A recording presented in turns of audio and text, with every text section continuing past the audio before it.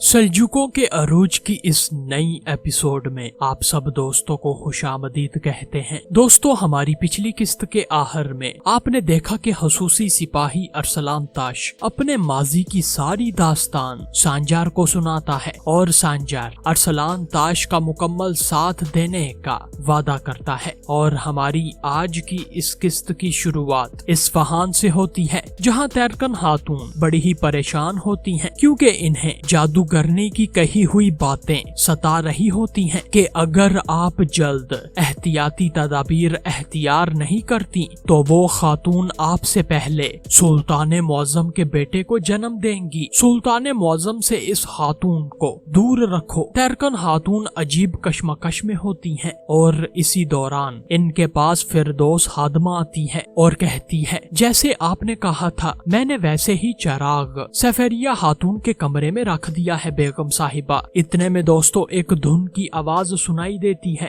तैरकन खातून कहती हैं, ये धुन कौन बजा रहा है? फिरदौस हैरानगी से कहती है, एल्चिन खातून, वो सहन में है। ये सुनकर तैरकन खातून बड़ी ही परेशान होती है, जबकि फिर सहन में मौजूद एल्चिन खातून दिखाई जाती हैं, जो कि कोपोस की धुन बजा रही होती हैं। और इस दौरान सुल्तान मलिक शाह भी हाजब कमच के हमरा सहन में आते हैं। लेकिन दोस्तों एल्चिन खातून आंखें बंद करके अपनी धुन में खोई होती हैं, जबकि सुल्तान मलिक शाह एल्चिन खातून की धुन पर मस्त होकर बड़े महजूज होते हैं। इतने में एल्चिन खातून अपनी आंखें खोलती हैं, लेकिन आगे सुल्तान मलिक शाह को देखकर एल्चिन खातून फौरन चौकंदा हो जाती हैं और खड़ी होकर कहती हैं, सुल्तान मुअज्जम। जबकि सुल्तान मलिक शाह आगे आते हैं और कहते हैं, मैंने इतने अरसे से ऐसी दिल को छू लेने वाली धुन कभी नहीं सुनी। ये मुझे पुरअमन जमीनों पर ले गई है। तुम्हारा शुक्रिया एल्चिन खातून। एल्चिन खातून मुस्कुराती हैं और कहती हैं, ये मेरे अबाउ अजदाद कोतलामश सुलेमान शाह की तरफ से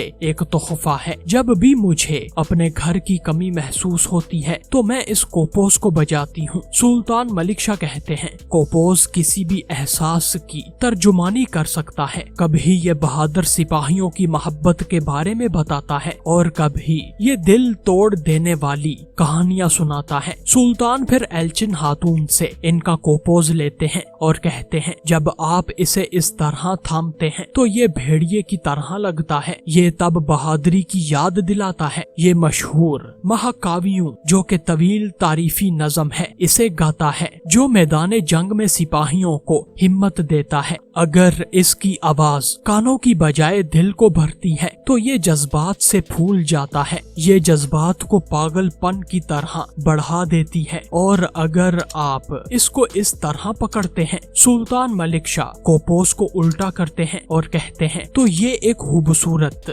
हंस की तरह लगता है। तब ये मोहब्बत करने वालों की आरज़ू की याद दिलाता है। तब ये ऐसे अल्फाज बोलता है जो मोहब्बत करने वाले नहीं कह सकते। ये आपके एहसासात की तर्जुमानी करता है। एल्चिन खातून फिर कहती हैं, कोपोस के मुतल्लिक आपकी मालूमात से और मौसीकी में आपकी दिलचस्पी ने मुझे हैरत में डाल दिया है सुल्तान मुअज्जम। सुल्तान कहते हैं, मैदान जंग में अपने बहादुरों के साथ तुम्हें तलवार थामे लड़ते हुए देखकर मुझे भी तो हैरत हुई थी। कौन जानता है कि तुम मुझे मुस्तकबिल में मजीद अपनी और कौन सी महारत से हैरान कर दोगी। दोस्तों एल्चिन खातून ये सुनकर बड़ी खुश होती हैं, जबकि सुल्तान मलिक शाह कोपोज वापस एल्चिन खातून को देते हैं। जबकि छत पर खड़ी तैरकन खातून इस दौरान ये सब देख रही होती हैं और फिर तैरकन खातून कहती हैं, तुम आग से खेल रही हो एल्चिन खातून। जबकि इधर एल्चिन खातून सुल्तान मलिक शाह से कहती हैं, मुझे आपका मजीद वक्त नहीं लेना चाहिए। शब बखैर सुल्तान मुअज्जम। एल्चिन खातून फिर इजाजत लेती हैं और यहाँ से चली जाती हैं। जबकि छत पर खड़ी तैरकन खातून कहती हैं, मुझे इस पर नजर रखनी होगी। इधर दोस्तों सुल्तान मलिक शाह मुस्कुराते हुए वापस चल देते हैं, लेकिन महल की राहदारी से जाते वक्त तैरकन खातून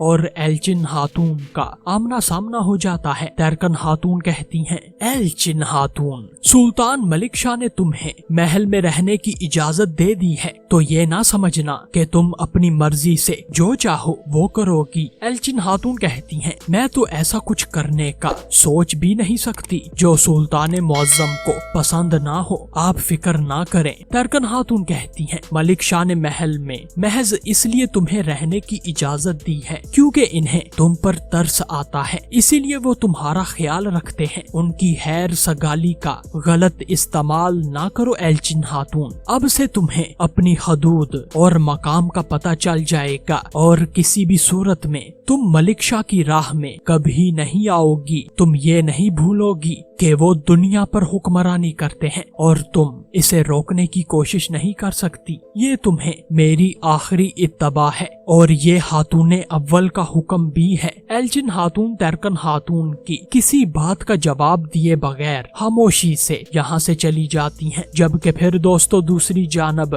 سپاہی سانجار دکھایا جاتا ہے جو کہ زندان میں اپنے ساتھی ارسلان تاش کے ہمراہ نماز پڑھ رہا ہوتا ہے۔ دونوں ہی خصوصی سپاہی سلام پھیر کر اپنی نماز مکمل کرتے ہیں اور پھر بسم اللہ الرحمن الرحیم پڑھ کر اپنے ہاتھ دعا کے لیے اوپر اٹھاتے ہیں۔ دوستو اس دوران اچانک زندان کا دروازہ کھلتا ہے اور ملک تاپار جیل کے پاس آتے ہیں اور کہتے ہیں، اللہ تمہاری نماز قبول کرے جوانوں۔ اتنے میں خصوصی سپاہی اپنی نماز مکمل کرتے ہیں اور ارسلان تاش کہتا ہے، اللہ آپ سے راضی ہو ملک حضرت۔ جب کہ پھر سانجار اپنی جائے نماز کو ایک جگہ رکھ کر ملک تاپار کے پاس آتا ہے۔ ملک تاپار پھر کہتے ہیں، کیا تمہارے لیے اس زندان میں رہنا مشکل ہے؟ سانجار کہتا ہے، ہم نے آسمان کو اپنی چادر، زمین کو اپنا بستر اور پتھر کو اپنا تکیہ مانا ہے، یہ زندان تو ہمارے لیے بالکل بھی ناقابل برداشت نہیں ہے۔ ملک تاپار کہتا ہے، تمہیں اتنی جلدی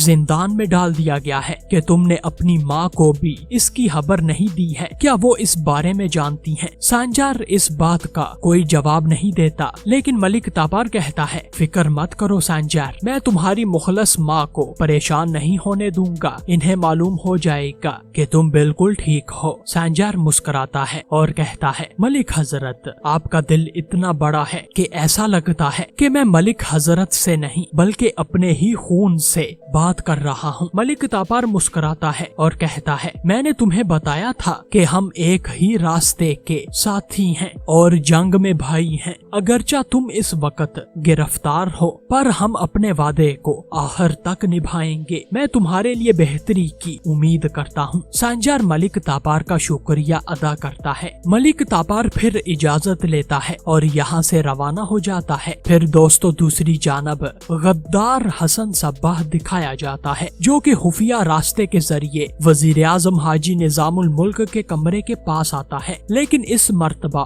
جال میں پھنسنے کی بجائے وزیر اعظم کے کمرے میں داخل ہونے کے لیے حسن بڑا ہی پرجوش ہوتا ہے۔ حسن پھر اپنی مشل پاس رکھتا ہے اور خفیہ ہینڈل کو اوپر کر کے حسن ساتھ میں کہتا ہے، اس دفعہ تمہارے جال مجھے نہیں روک پائیں گے نظام الملک۔ حسن پھر ایک لکڑی آگے کرتا ہے اور کہتا ہے، جیسے ہی میں اس کمرے کے اندر داخل ہو کر یہ پتہ لگا لوں گا کہ تمہارے خصوصی بہادر کون ہیں تو اسی وقت میں تمہیں ہرا دوں گا نظام الملک۔ حسن صباح لکڑی دروازے کے ایک خفیہ لاک میں دیتا ہے اور دروازہ کھل جاتا ہے۔ پھر حسن صباح وزیر اعظم کے کمرے میں داخل ہوتا ہے۔ حسن آہستہ آہستہ سے آگے بڑھتا ہے اور کہتا ہے، چلو دیکھتے ہیں کہ تم کیا چھپا رہے ہو نظام الملک۔ حسن صباح حاجی کے مطالعے والے ٹیبل کو دیکھتا ہے، پھر الماری میں دیکھتا ہے اور پھر حاجی نظام الملک کی نشست پر آ کر حسن صباح بیٹھ جاتا ہے اور کہتا ہے، یہ بوڑھا بھیڑیا ان دستاویزات کو ایسے کھلے عام میں نہیں رکھے گا، وہ انہیں کہاں چھپا سکتا ہے؟ حسن صباح پھر آس پاس ہاتھ مارتا ہے اور اس دوران حسن ایک صندوق کو بھی کھول کر اس کی تلاشی لیتا ہے، لیکن پھر اچانک حسن صباح کی نظر قرآن پاک رکھنے والی لکڑی کی रेल पर पड़ती है। हसन सब्बाह फिर इस रेल के कोने को खोलने की कोशिश करता है, जो कि इसे उभरे हुए बाहर की तरफ दिखाई देते हैं, लेकिन जोर लगने की वजह से ये लकड़ी का टुकड़ा बाहर तो आ जाता है, लेकिन हसन सब्बाह का हाथ पास पड़े चिराग पर लगता है और इसकी वजह से चिराग नीचे गिर जाता है। हसन सब्बाह ये देखकर फौरन चौंक जाता है और सल्जूक मुहाफिजों के आने से पहले पहले हसन सब्बाह फौरन चिराग वापस अपनी जगह पर रखता है और पास ही एक लकड़ी के पीछे छुप जाता है। इतने में दोस्तों एक सल्जूक मुहाफिज दरवाजा खोलकर वजीर आजम हाजी निजामुल मुल्क के कमरे के अंदर दाखिल होता है और हसन सब्बाह इस दौरान अपना हंजर म्यान से निकाल लेता है, लेकिन दोस्तों सल्जूक मुहाफिज कमरे को एक नजर मार कर मुतमईन होकर यहाँ से चला जाता है। हसन सब्बाह फिर मुस्कुराता हुआ वापस कुरान पाक रखने की जगह पर आता है और कहता है, अब तुम्हारे राज मेरे हाथ में है निजामुल मुल्क। हसन सब्बाह फौरन ये खुफिया दस्तावेजात निकालता है और इन्हें एक एक करके फौरन पास पड़े टेबल से कलम और कागज उठाकर इस पर लिखना शुरू कर देता है ताकि वो इन्हें बर वक्त इस्तेमाल कर सके। फिर दोस्तों दूसरी जानब मलिक तापार दिखाए जाते हैं, जो कि कीनक कबीले में बाशोलो खातून के हैमे में आते हैं और बाशोलो खातून रात के इस पहर में अपने बेटे मलिक तापार की आवाज सुनकर चौकंदा हो जाती हैं और कहती हैं, आए मलिक हजरत, आपको खुशामदीद, तशरीफ रखें। मलिक तापार मुस्कुराता है और कहता है, मैंने इस वक्त आपको परेशान किया है, लेकिन मैं एक माँ के दिल को सुकून पहुँचाना चाहता था। मैं यहाँ आपको ये बताने आया हूँ कि सांजार बिल्कुल ठीक है। बाशोलो खातून कहती हैं, अल्लाह आपसे राजी हो, इंशाअल्लाह हकीकत जल्द ही खुलकर सामने आ जाएगी और सांजार की बेगुनाही साबित हो ही जाएगी।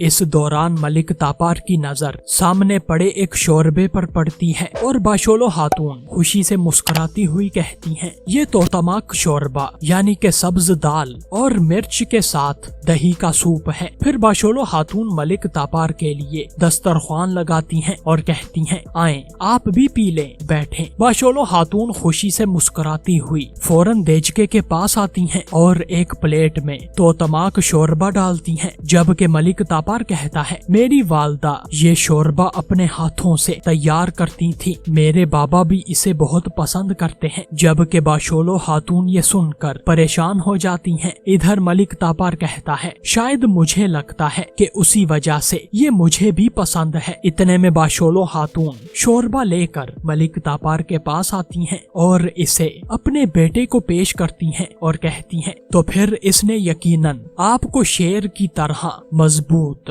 और बहादुर आदमी बनने में मदद की होगी। ये आपके लिए हमेशा शिफा बख्श हो। मलिक तापार मुस्कुराता है और दुआ पढ़कर शोरबे का एक चम्मच लेता है। फिर मलिक तापार कहता है, मैंने देखा है कि आप सांजार के लिए कितना परेशान होती हैं, लेकिन अब मैं बेहतर तरह से समझ सकता हूँ, क्योंकि अल्लाह के हुक्म से मैं जल्द ही बाबा बनने वाला हूँ। बाशोलो खातून ये सुनकर खुशी से मुस्कुराती जाती हैं और कहती हैं, तो इसका मतलब है कि अभी कल तक तुम एक माँ की गोद में थे और अब तुम अपनी गोद में अपने बच्चे को उठाओगे, क्या ऐसा ही है ना? मलिक तापार कहता है, इंशाअल्लाह इसी वजह से जब मैं अपने पैदा होने वाले बच्चे से अपनी मोहब्बत के बारे में सोचता हूँ तो मैं आपकी फिक्र को समझ सकता हूँ। बाशोलो खातून जो कि मलिक तापार की असल में माँ होती हैं, वो कहती हैं, अल्लाह इसे आपको अपनी गोद में सेहतमंदी के साथ उठाना नसीब करे, इंशाअल्लाह। मलिक तापार अपना सर खम करता है, जबकि बाशोलो खातून कहती हैं, अगर आप इजाजत दें तो मैं आपके पैदा होने वाले बच्चे को एक छोटा सा तोहफा देना चाहती हूँ। मलिक तापार कहता है, बिल्कुल। ये सुनकर बाशोलो खातून फौरन दूसरे हैमे में आती हैं और हसरत के साथ तापार के बचपन के छोटे से जूते एक संदूक से निकालती हैं। वो जूते जो सफेरिया खातून के मलिक तापार को छीनने की वजह से बाशोलो खातून के हाथ में ही रह गए थे। बाशोलो खातून फिर फौरन ये जूते लेकर मलिक तापार के पास आती हैं और कहती हैं, ये बच्चे के जूते हैं, ये आपके बच्चे के पैरों को हमेशा गर्म रखेंगे, इंशाअल्लाह। खुदा आपको कभी भी अपने बच्चे से जुदा ना करे। दोस्तों मलिक तापार ये तोहफा लेकर बहुत खुश होता है और कहता है, मेरे बच्चे को इन जूतों से ज्यादा ज्यादा आपकी ममता और शफकत जो इन जूतों में बसी है गरम रखेगी। शुक्रिया बाशोलो अम्मी। दोस्तों, मलिक तापार के मुंह से लफ्ज माँ सुनकर बाशोलो खातून बड़ी ही खुश होती हैं, जबकि फिर दूसरी जानब बोर्चिक खातून दिखाई जाती हैं जो कि अपने कमरे में मौजूद कढ़ाई का काम कर रही होती हैं, जबकि पास बैठी एल्चिन खातून कोपोस को पकड़कर अपने ख्यालों में गुम होती हैं। एल्चिन खातून एक मर्तबा तैरकन खातून की दी हुई धमकी को याद करती हैं, जबकि फिर सुल्तान मलिक शाह के कहे हुए अल्फाजों को जबकि ये देखकर बोर्चिक खातून कहती हैं, बेगम साहिबा आपको कोपोस बजाते हुए काफी अरसा हो गया है, लेकिन ये पहली मर्तबा है जब मैं आपको इसे इस तरह से गौर करते हुए देख रही हूँ। बताएं इसकी क्या वजह है? एल्चिन खातून कहती हैं, मेरे कोपोस से निकलने वाली धुनों ने आखिरकार उनके दिल में दाखिल होकर अपना घर बना ही लिया है, लेकिन उस दिल तक पहुँचने के लिए बीच में एक वसी पहाड़ी सिलसिला है। एल्चिन खातून बड़ी उदास होती हैं, जबकि फिर दूसरी जानब इस्फहान में हसन सब्बाह दिखाया जाता है जो कि अपने मंसूबे में कामयाबी के बाद नशा आवर धुआं ले रहा होता है। इस दौरान बहराम भी यहीं पर पहुंच जाता है। बहराम अपने दाइये आला को देखकर बड़ा ही परेशान होता है क्योंकि हसन सब्बाह खुशी में मुस्कुरा रहा होता है। बहराम फिर कहता है, सैयदुना हजरत, लेकिन हसन बहराम को रोक कर कहता है, क्या तुम साई की सरगोशी सुन रहे हो? ये वो रूहें हैं जिनके जिस्म तारीक के बादलों में छुपे हैं, इन्हें कानों से नहीं बल्कि सिर्फ दिल से सुना जा सकता है। अपना दिल खोलो और देखो कि वो अपनी जबान में कितनी अहम मालूमात दे रहे हैं। निजामुल मुल्क के हसूसी बहादुरों के बारे में मालूमात वो सरगोशी कर रही है। बहराम ये सुनकर दंग रह जाता है, जबकि हसन सब्बाह अपनी जेब से एक कागज निकालता है और कहता है, इस दस्तावेजात में निजामुल मुल्क के हसूसी बहादुरों के बारे में बहुत सारी और अहम मालूमात मौजूद है, लेकिन इनमें से एक पर हमें सबसे पहले काम करना होगा। बहराम कहता है, सैयदुना हजरत, क्या इसका ताल्लुक सांजार से है? हसन सब्बाह कहता है, उसके बारे में कोई मालूमात नहीं है। ऐसा लगता है कि इसके मुतल्लिक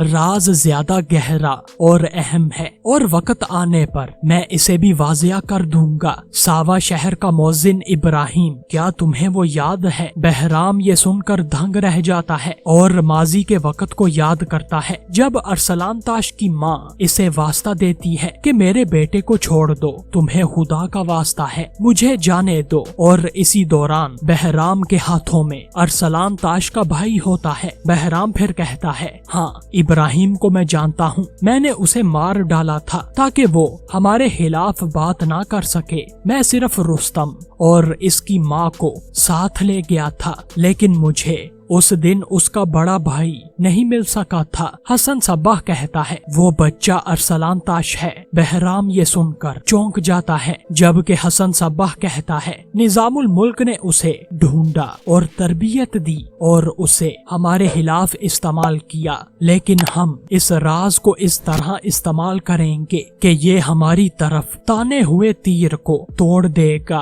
और हमारे लिए बंद दरवाजे खोल देगा। दोस्तों, बहराम इस बात पर बड़ा ही परेशान होता है, लेकिन मक्कार हसन सब्बाह इस शैतानी मंसूबे पर बड़ा खुश दिखाई देता है। और दोस्तों, यही हमारी आज की इस किस्त का इख्तिताम होता है।